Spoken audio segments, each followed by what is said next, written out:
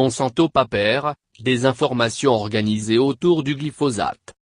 Le Monde montre comment la puissante firme américaine a fait paraître des articles coécrits par ses employés et signés par des scientifiques pour contrer les informations dénonçant la toxicité du glyphosate. Mémo stratégique, courriel, contrat confidentiel. Les Monsanto Papers continuent de livrer petits et grands secrets. Après un premier volet publié en juin dernier, Le Monde s'est à nouveau plongé dans ces dizaines de milliers de pages de documents internes que le géant de l'agrochimie a été contraint de rendre publics à la suite de procédures judiciaires engagées aux États-Unis.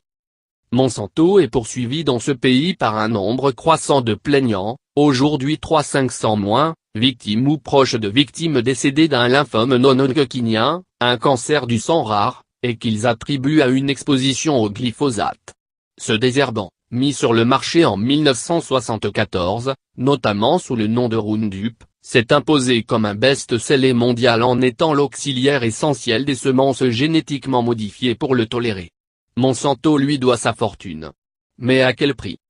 La dernière livraison de Monsanto Papers, déclassifiée au cours de l'été 2017, lève le voile sur une activité jusqu'alors méconnue de la multinationale, le ghostwriting, littéralement écriture fantôme.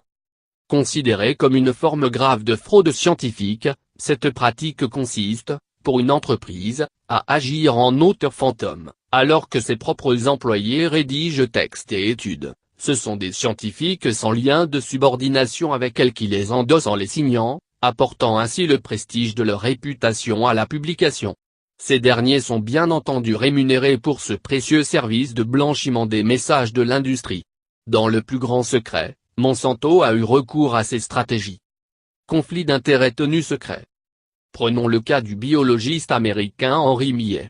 Devenu polémiste à temps plein, il est associé à la Hoover Institution, le célèbre think tank scientifique à la prestigieuse université Stanford, et signe plusieurs fois par mois des tribunes au ton acerbe.